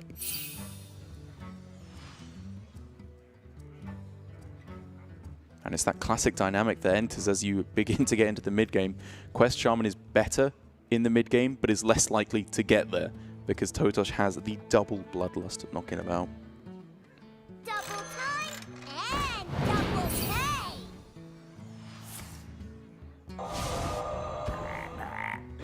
Yeah, killing off everything you can. Frog is probably the kill. There's not many 0-cost cards left, but I guess a single zap off the top would be very bad. Right. And the evolve is kind of about as good on the Dragon Wing or the Frog. Yep. God, this card just does not look as exciting when it doesn't activate twice. Yeah, I know. I'm just like, okay, carry on. Yeah, and the rest. Cough up. Just grabbing it by the legs, shaking it upside down. Just give me my other freaking lackey. There's some other person inside of you.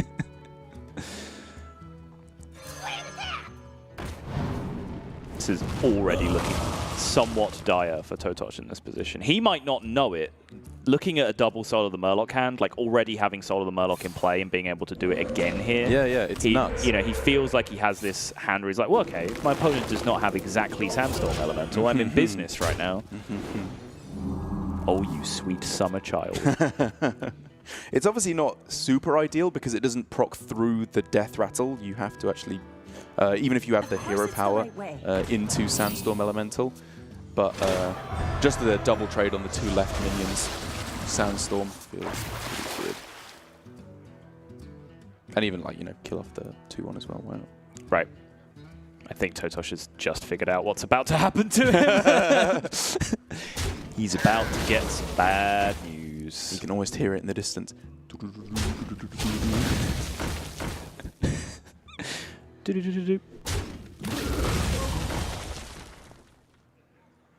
Yeah, there it is. Get him ready, chap.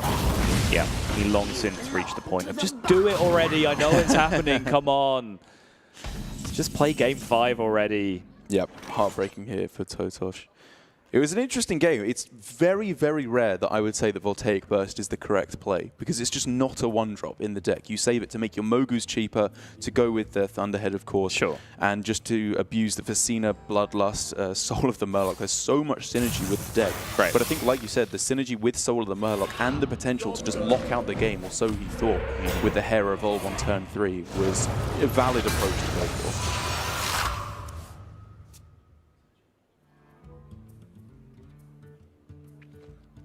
And there was going to have to be some major disparity between the quality of Murlocs on both sides there for totosh to have a chance here. Yep, especially since he knows that his opponent stepped a Sandstorm Elemental back into their hand on the previous turn.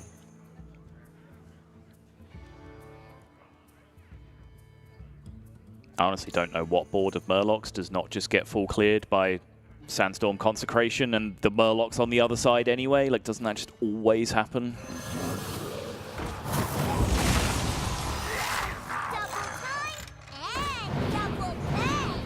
Fully Trump trade this down. Yeah, there you go. That's how you make a guy concede.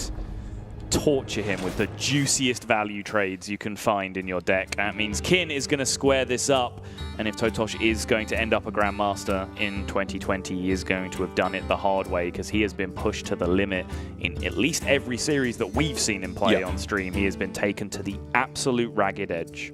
And I think he's been playing it very, very well. I was, thinking consistently, seeing his games, that I think he would be a fantastic addition to the Asia-Pacific Grandmasters. He seems like he's got a very different style of approach when you consider the vast majority of decks that people have been bringing, which is something that's honestly been lacking in Asia-Pacific. There's been some very, very strong play, but the creativity of the deck building, I think, has been a little bit lacking compared to the other regions. Sure.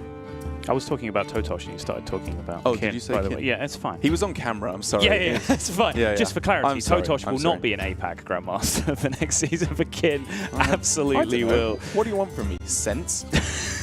Just listen to what I'm saying would be a good start, Darren. Have you considered that? Yes, I'd love some water, thank you. Okay, lovely. We're going to have a fight, so while that happens, I think we should cut these cameras and go to a break real quick. We do have game number 5 of this series coming up, so you guys don't go anywhere. A very exciting conclusion to this one coming up. Do not go anywhere. Game number 5.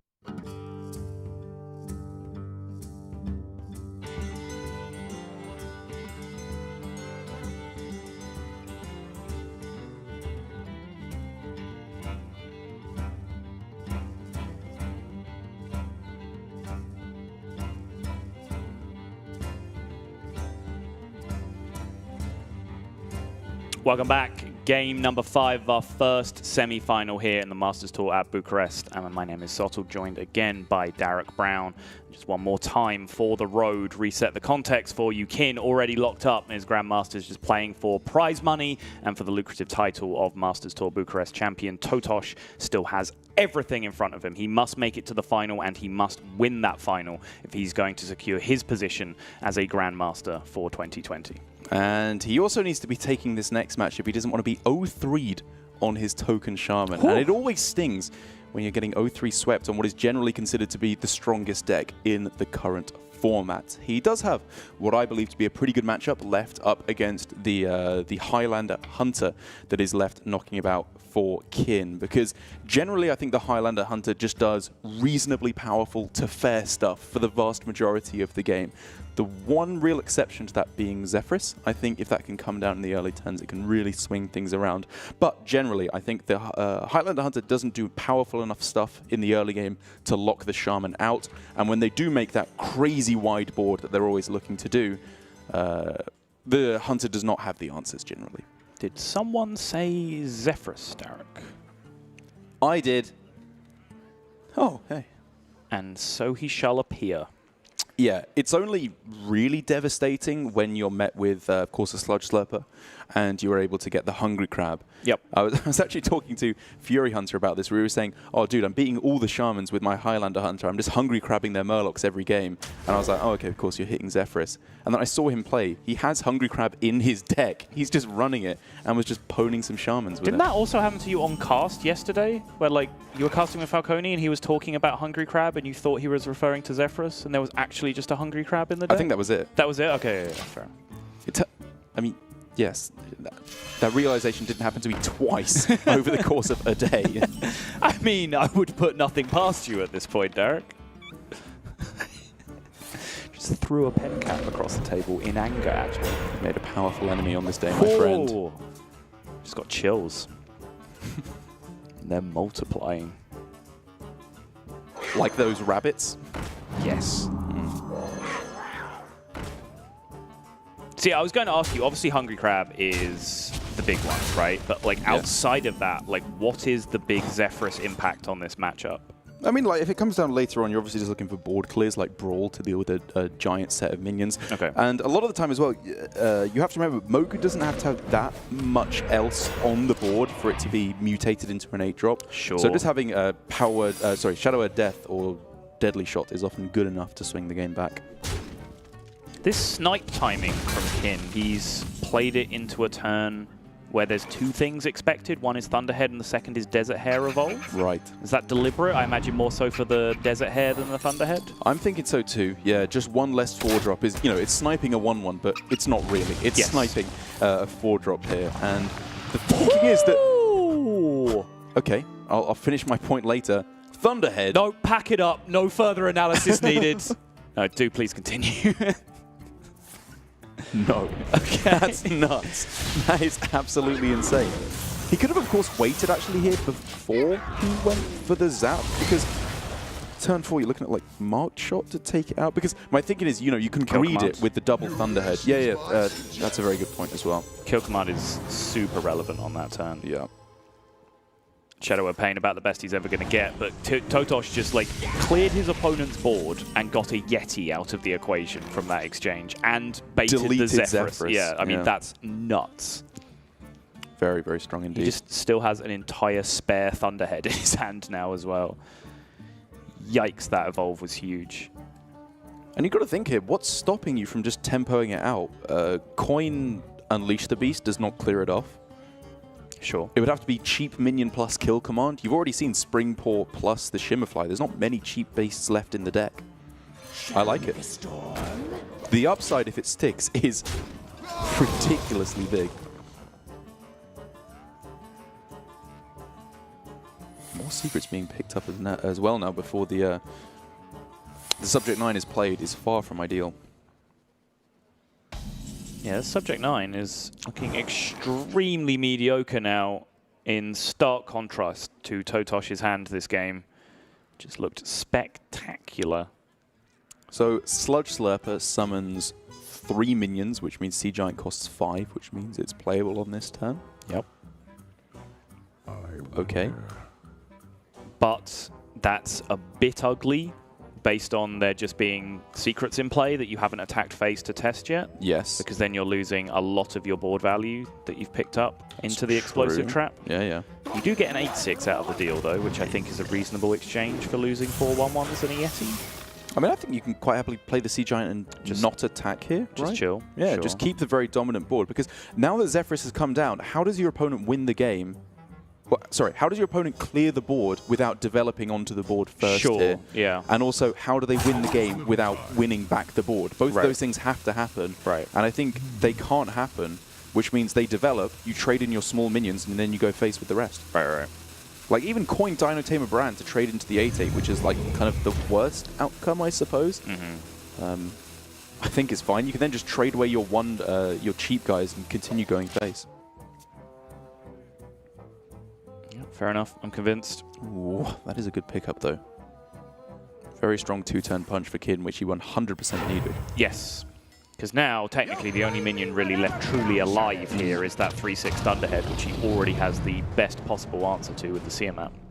Although he's possibly going to trade here. Yeah, value trade into the Thunderhead to play around more Overload cards. Okay. Oh, this is pretty devastating, though, for Kin now. So he's saying the 8-8, after the attack to face happens, if it happens, the 8-8 is an 8-6 at worst anyway, and he can just use the Siamat to take care of it that way? Correct. Which seems reasonable, I think. As long as you make your opponent trade into what you have with their minions on board, you have a chance of pulling things back. Yeah, sure. But I think now this is looking fantastic for totosh. He's really just an evolve or a mutate away from locking out the game.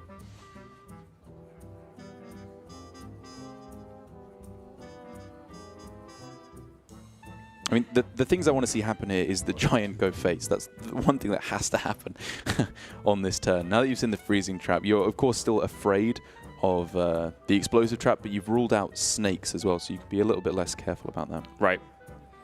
Don't believe he has tested the rat yet, right? He just played Sludge Slurper Sea Giant on the previous turn? I think you're correct, yes.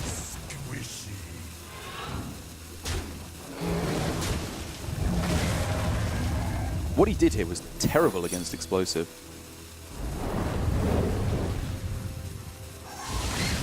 Yep. This was not the play.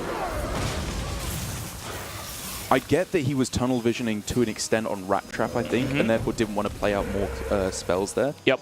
Yeah, you see that from the third card coming out afterwards. Yep, Derek, careful. Remember, you knew what the secret was. Yeah, I know. But like, even if it was Rat Trap, like the Moga was the best card in his hand. You want to save that. Sure, but yeah, even if you don't find an evolve, you can get a good trade later on in the game. And now totosh has just lost board completely. Yes, he has. His hand is fine. He can still start to wrestle things back. Desert Hair is a Hearthstone card. It doesn't have to go with Evolve. Yeah, it kind of does, though.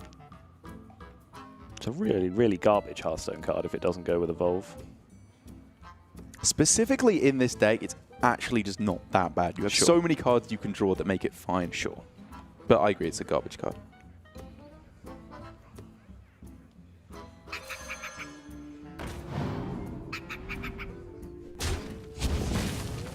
The Witchy Lackey being picked up is actually pretty clutch here. Allows him to get some kind of pressure going. That's right. And he's always going to put himself on a Bloodlust draw here. That's Explosive exactly trap what you do. has been used. And there is no real answer to this board state. Ziliax can stall. If he Ziliaxes, he trades. The 4-4 goes down, the 2-1 goes down. He'd be at 23. And there is 5 minions left in play. 15, 20, 3 more has to go in. So yeah, he would. He's very comfortably alive to Bloodlust this way.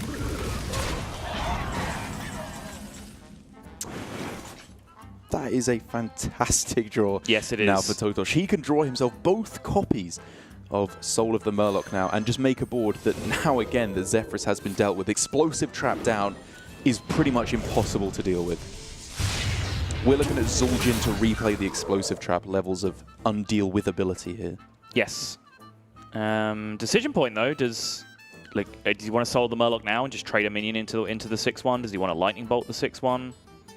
Does he want to hold on to the lightning bolt and use it as extra reach? Or Thunderhead as well. It gets a lot better then. Yep. Kind of like doing it this way, right? Oh, he has the Plague as well. I forgot about that as a 3-mana spell. Probably not good for a while.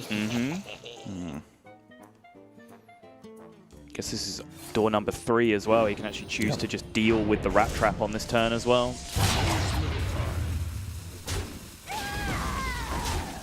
And as we all know, when generally you are presented with the opportunity to switch to door number 3, you never choose it. But in this instance, it feels right. It's only if your opponent has the information to begin with, which in this case, Kin absolutely does not. He does not know. He lacks critical information. Damn it, I can't finish that. I mean, you know it's torturing me. Snip Snap, though, one of the only pickups that would allow Kin the wide board presence he needs to fight back against this. But again, it just begs the question, is it quick enough? Lick him on its own for potentially 9 damage through to face. Even if it's just the 5, is good enough to get things rolling here. You ever just rip a Plague this turn because those Snip Snaps are freaking annoying and then just re-spirit your board afterwards? Yes, Looks you pretty do. strong, right? Ugh. That's okay. That's okay. And this is like average, right? You got a War Leader. Sure. Mermy's pretty good as well, actually. Sure. Yeah, I think this is a great play from totosh.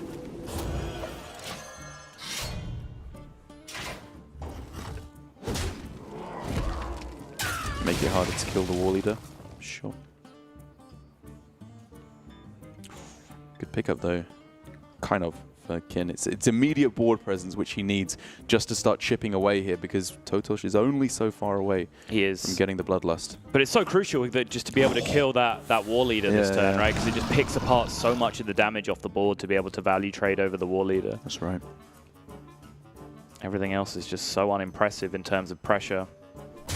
And while I think that was the right idea for totosh to trade into the Tasty Fin just to get a bit of damage off the board and therefore make it easier to keep board control, he does need to start thinking very carefully now about just launching everything face every turn. Yep. I think that was almost a decision point as far back as that Spirit of the Frog turn where he chose to like start bolting down all the minions, where like he could have just thought about like how much do these lightning bolts to face alongside a Lickum that I'm going to draw, alongside a Bloodlust that I'm going to draw, that maybe, maybe when I draw the Lust I only have 2 minions in play because I've lost control of the board up until that point, right? Like, it's something that you always do need to think about. This deck is powerful but fragile in extremely in both regards, and a lot of powerful decks often are. Combo Priest is the same way, right? Exactly. Like there are some decks or some draws with these decks where you will just look down, and if like a casual onlooker was to just look at your hand, it's like, what are you playing? Like, how does that deck ever win a game of Hearthstone? And a lot of games, maximizing win rate is about turning really meager resources into just scraping over the finish line. I completely agree. I think it's why a lot of people have gone with Quest Shaman instead, because it is a lower ceiling in terms of what the deck can do in the perfect draws. Yes. But on average, it's just good enough to beat most mid-range decks. Just a significantly higher floor as well. That's right. So we're just describing the apartment on the higher level then. Higher ceiling and higher floor. Yeah. Slightly slanted ceilings. You bump your head every time you stand up. Oh, I hate those. I had that at the hotel. Do you have that on your room as well? I do, yeah. That's why I thought of that. Just sharing my life experiences with you through casting. Slowly but surely, little by little, turn by turn, Kin is just creeping his way back into this game of Hearthstone. Hiya! Just the absolute nightmare draw, 2 cards in a row. Kin might have just been able to salvage this board, which we were saying was irreparably lost for him. Yep. But at the same time, Kin has nothing in his hand. Like, Subject 9 is a 4/4. Which is, I guess, better than a 3-mana 0/3. Wait, is there not still a pressure plate in his deck? Okay, sorry. There are 1 or 2 spells left. Okay. Secrets left. So I guess it's not completely dead, but in terms of the immediate board control, it's going to have to do something spectacular.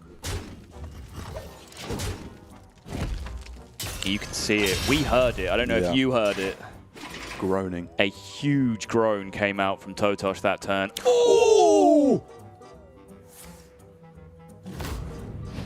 Oh, no, no, no, no, no. It was looking so good for totosh for so many turns there, but he just lacked the final punch to close things out. How many minions go down here? Just one more, two more? Yeah, two more bodies can be taken off the board, essentially what I'm talking about. So Bloodlust still closes out the game. Mutate draws a card, but you really want to mutate the frog. Oh no, wait, that's fine, because the 1-mana card wouldn't draw a card anyway. So you don't lose anything by mutating the frog, so you just do it. Sure. I'm like everyone's biggest fan.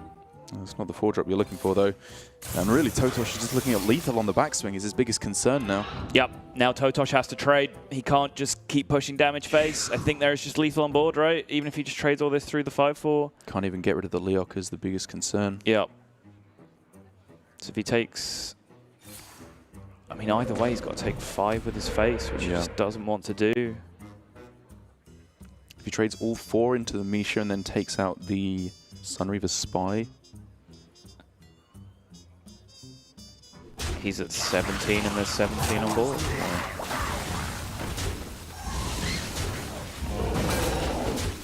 21 in play. Yep. 8, 14, 19, 21 plus the hero power, 23. Kin has just got there, and unfortunately, the dream for totosh, who vanquished Orange earlier in the day to crush his spirits, his chances of making it to Grandmasters. Unfortunately for totosh, his season is going to end just 1 match later, and Kin, after already securing his APAC Grandmasters spot earlier in the day, he's going to continue his march towards the title of Masters Tour Bucharest champion. And I've just honestly been consistently impressed by what we've been seeing here from Kin. Most of the creativity, the real panache with his play, I think came in the deck building part more so than the play.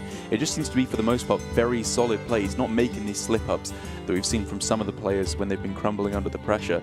And so, while no disrespect at all is meant to totosh, who I think has performed admirably for such an relatively unknown player compared to some of the names we have here, it really is Kin who came away with a well-deserved victory. And Token Shaman getting hit with the 0-3 in that series, like, does that concern you at all? Is there any explanation for that? Because we did see a similar pattern in playoffs where the Token Shaman just was failing at the highest level, at the competitive level. The list has been adapted a little bit since then. Like, does it give you any cause for concern of the longevity of this deck in the top level of competitive play? I think you could definitely make that argument. With every deck that becomes the top deck, it's always overemphasized how good it is, because people want to complain about losing to the top deck, getting high rolled by it on ladder. I personally think a couple of totosh's lines maybe were a little bit too aggressively all in rather than maximizing all his resources in their best possible way, because like you said, you have to be careful. The deck really struggles to refill the hand afterwards after you go for these powerful plays. But I think for the most part, for the other players who have it, they can still feel pretty strong, like Dead Draw down at the bottom there. Yeah, Dead Draw, the UK representative, the player who now has the final opportunity to come out of this bracket as our second European Grandmaster for the 2020 seasons. But he is going to have to fight a serious uphill battle against Eddie going into his semi-final. And then for the right, of course, to face Kin in the final. So if you had to pick a winner now for the tournament, Derek, before we sign off, who are you going with? I think while it breaks my heart to not side with Dead Draw, because I think he is, even putting all bias aside from us both being Brits, he has had one of the most incredible years in Hearthstone this year outside of Grandmasters. But Eddie, in terms of lineup and in terms of how he's been playing, got to pick him as the favorite. Yeah, I think I will side with you. I think I would love to see Dead Draw's consistency be rewarded, because I think what he's put in has been incredible this season throughout the Masters Tour. But like I said, he does have an incredibly tough matchup going in against Eddie. Does seem significantly unfavored, and I guess Eddie having a pretty clear path through to the finals. It's going to be a battle of greedy boys if he gets there in terms of the lineups that have been put together. But we'll keep you waiting no longer. Our second semi-final is going to come up for you very, very soon. Don't go anywhere, guys. We'll be right back.